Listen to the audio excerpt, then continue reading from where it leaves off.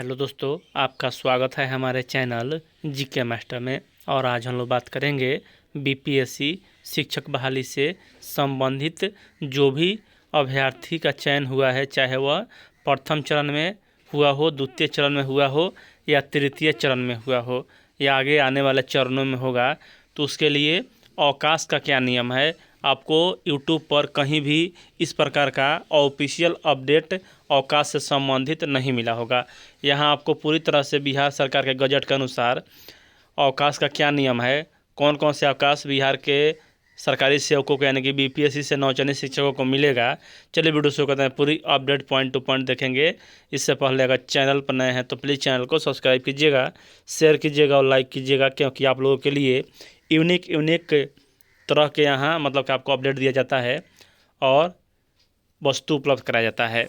जानकारी देख लीजिए। यहाँ बिहार सेवा संहिता अवकाश का नियम और नियम 152 क्या है, इसी के तहत आपको अवकाश मिलता है या नहीं मिलता है। सबसे पहले यहाँ देख लीजिए, छुट्टी का अधिकार पूर्वक दावा नहीं किया जा सकता है। यह पूरी तरह सक्षम प्राधिकार के विवेक पर निर्भर करता है। यानी कि आप छुट्टी मांगते हैं, अगर किसी प्रकार की कोई इमरजेंसी होता है तो उस समय आप छुट्टी का दावा नहीं कर सकते हैं। इसमें सीटीए, आकस्मिक अवकाश सभी के बारे में हम लोग बात करेंगे। 19 पेज का PDF है, देख लीजिए। यहाँ बिहार सेवा संहिता 1 दिसंबर 1952 से लागू है। बिहार सेवा संहिता के तहत राज्य सरकार की सेवा में नियुक्त सरकारी सेवकों को अनुमान अवकाश क्या क्या मिलेगा, यह भी देख लीजिए। सबसे पहले यहाँ आकस्मिक अवकाश, वित्त विभाग के ज्ञापन संख्या इतना 28/7/1973 के अनुसार एक कैलेंडर वर्ष में कुल 16 दिनों के आकस्मिक अवकाश का प्रावधान किया गया है। यानी कि आप 16 दिन छुट्टी ले सकते हैं। अब देखिए यहाँ क्या कहा, एक मुश्त 8 दिनों की आकस्मिक अवकाश स्वीकृत की जाएगी। उसके बाद सरकारी छुट्टी एवं रविवार के साथ मिलाकर अधिकतम 12 दिनों की छुट्टी का उपभोग किया जा सकता है। लगातार 12 दिन से अधिक होने पर उपार्जित अवकाश के रूप में गणना की जाए। आकस्मिक अवकाश यहाँ का उपयोग न होने पर लैप्स हो जाता है। यानी कि आपको हर हाल में साल में 16 दिन का आपको ले लेना है। संडे अगर है, किसी प्रकार की कोई छुट्टी है, तो वहाँ आप 12 यूज कर सकते हैं, वरना एक दिन एक बार में 8 ही यूज कर सकते हैं। उसके बाद यहाँ विशेष अवकाश, और विशेष अवकाश बिहार के मतलब कि जो भी सरकारी सेवा की महिलाएं हैं, वित्त विभाग बिहार पटना के पत्रांक इतना 1977 दिनांक 4/4/1992 द्वारा नियमित महिला कर्मचारियों को प्रत्येक माह 2 दिनों का विशेष आकस्मिक अवकाश का प्रावधान किया गया है।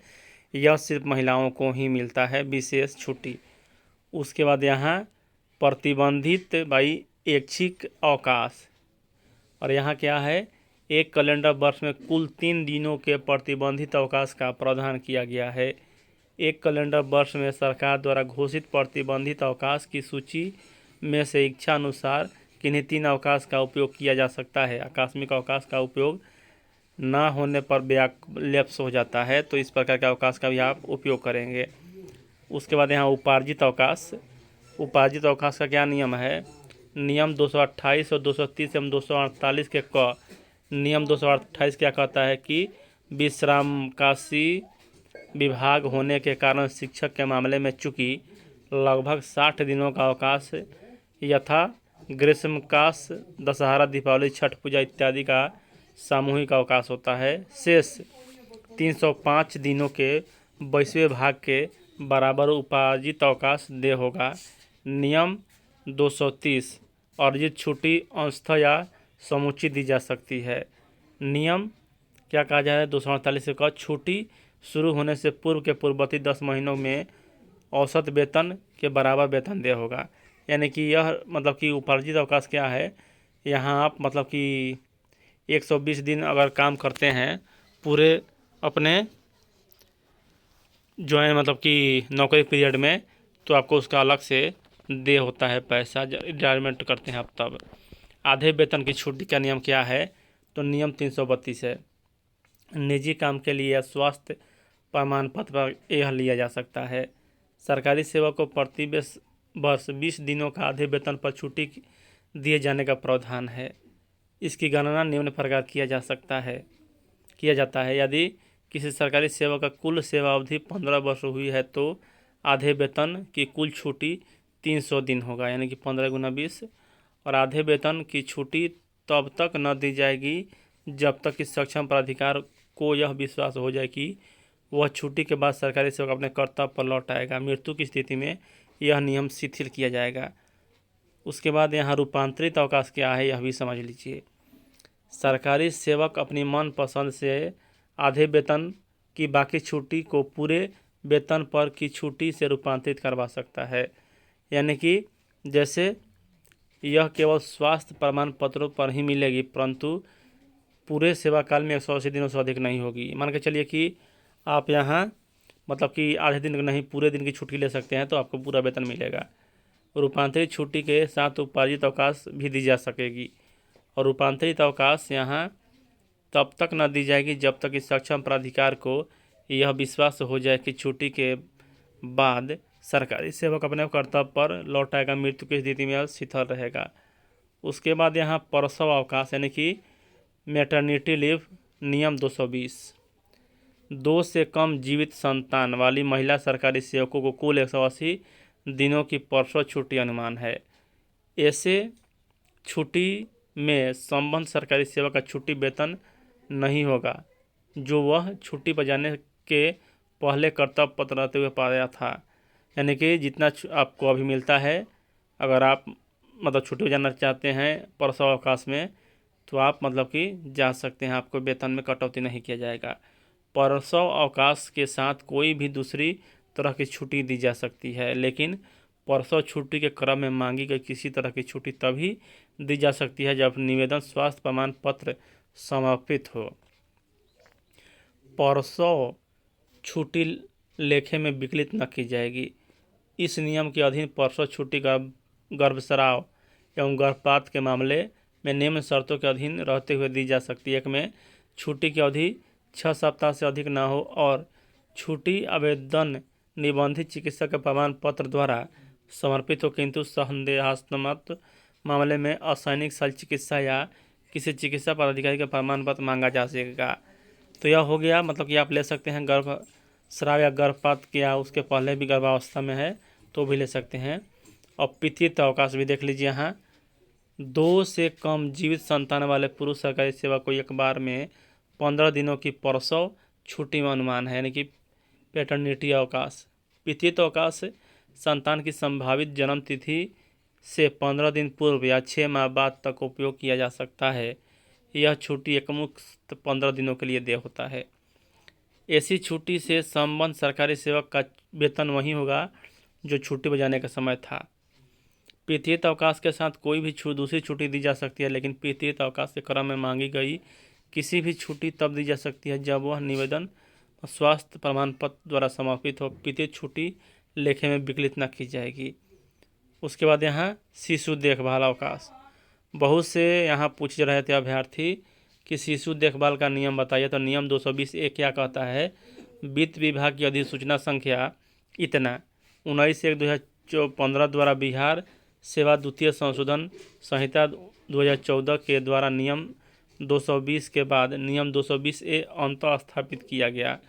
इस नियम के तहत अवयस्क संतान वाली महिला सरकारी सेवकों को उनकी समस्त सेवा अवधि के दौरान केवल 2 संतान तक उनकी परीक्षा बीमारी की दशा में पालन पोषण या देखभाल के लिए 2 वर्ष की शिशु देखभाल अवकाश का प्रावधान किया गया है। शिशु देखभाल अवकाश का अधिकार पूर्वक दावा नहीं किया जा सकता है। किसी भी परिस्थिति में मंजूर करने वाले अधिकारी की पूर्व सहमति एवं उचित मंजूरी स्वीकृति के बिना कोई कर्मचारी छुट्टी पर प्रस्थान नहीं कर सकता है। अब कब मिलेगा यह भी देख लीजिए। शिशु देखभाल अवकाश 15 दिनों से कम के लिए मंजूर नहीं होगी। अवकाश के दौरान पड़ने वाले राजपत्रित अवकाश शनिवार या रविवार की भी गणना की जाएगी। शिशु देखभाल अवकाश परीक्षा अवधि के दौरान नहीं की जाएगी, यानी कि आप जब तक 2 साल पूर्ण नहीं कर लें अपना मतलब कि सेवा अवधि तब तक आपको नहीं दिया जाएगा। शिशु देखभाल अवकाश एक कैलेंडर वर्ष में 3 बार से अधिक मंजूर नहीं किया जाएगा। और यहाँ ऐसी छुट्टी में संबद्ध सरकारी सेवा का छुट्टी वेतन वही होगा जो वह छुट्टी पर जाने के पहले कर्तव्य पद पर रहते हुए पाया था, यानी कि इसमें भी अगर वेतन की कटौती नहीं होगा। और यहाँ शिशु देखभाल अवकाश अवधि में मूल वेतन, महंगाई भत्ता, मकान भत्ता, किराया भत्ता दे होगा, यानी कि उसके बाद परिवहन भत्ता, नियत भत्ता भुगतान नहीं दिया जाएगा। उसके बाद यहाँ आके है असाधारण अवकाश। असाधारण अवकाश में क्या है, अब देखिए यहाँ असाधारण अवकाश हो जाएगा, असाधारण अवकाश हो जाएगा यहाँ। अब यहाँ क्या है, नियम 180/300/236 विशेष परिस्थितियों में और जब कोई अन्य अवकाश आवेदक के जिम्मे शेष नहीं हो, ऐसी छुट्टी लेखे में विकलित नहीं की जा सकती है। ऐसी छुट्टी में कोई छुट्टी वेतन अनुमान नहीं होगा, यानी कि यहाँ कोई वेतन नहीं दिया जाएगा। छुट्टी मंजूर करने के लिए शक्तिमान प्राधिकारी किसी अनुमान छुट्टी के साथ क्रम में असाधारण छुट्टी दे सकता है और बिना छुट्टी के अनुपस्थिति की कालावधि में मूलभूत लक्ष्य प्रभाव के साथ असाधारण छुट्टी रूपांतरित कर सकता है। उसके बाद यहाँ सेवा के 3 वर्ष से कम पूर्ण होने की स्थिति में अधिकतम 3 माह का असाधारण अवकाश दे है, यानी कि कम से कम आपको 3 महीने तक, मतलब 3 वर्ष तक आप काम कर चुके हैं तभी असाधारण अवकाश मिलेगा। सेवा के 1 वर्ष पूर्ण होने पर क्षय एवं कुष्ठ रोग के इलाज हेतु अधिकतम 18 माह का असाधारण अवकाश दे होगा।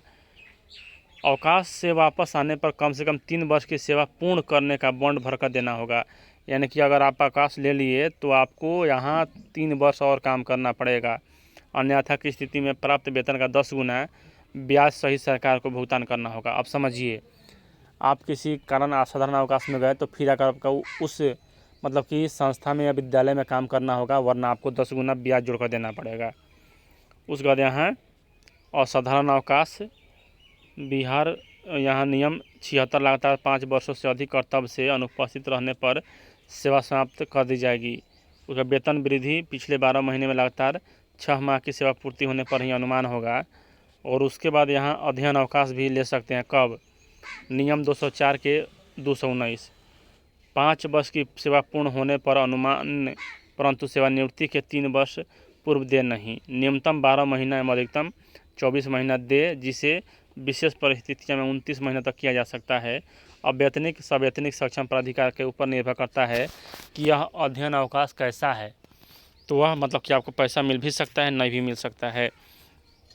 उसके बाद यहाँ छुट्टी स्वीकृत हेतु सक्षम प्राधिकार बिहार कार्यपालिका नियमावली का नियम 21 के अधीन 4th अनुसूची खंड ख में आकस्मिक एवं प्रतिबंधित अवकाश ठीक ऊपर के स्तर का ऐसा अधिकारी जिसके अधीन संबंधित सरकारी सेवा कार्यरत हों और आकस्मिक एवं प्रतिबंधित से भिन्न अन्य अवकाश और जिस पदाधिकारी के अधीन संबंधित कर्मी कार्यरत हो, और यहाँ अनुशंसा पर विभागाध्यक्ष। तो यहाँ आपको अचूक रूप से महत्वपूर्ण जानकारी उपलब्ध करा दिया गया कि बिहार में सरकारी सेवक के लिए छुट्टी का नियम क्या है, पूरी तरह से आप अपडेट हो चुके होंगे। तो चलिए यहाँ यही अपडेट है, ऐसे ही अन्य अपडेट जानने के लिए आप लोग जीके मराठी चैनल से जुड़े रहें। पल पल की अपडेट आपको सबसे पहले उपलब्ध कराया जाता है। इस वीडियो में इतना ही। वीडियो देखने के लिए धन्यवाद।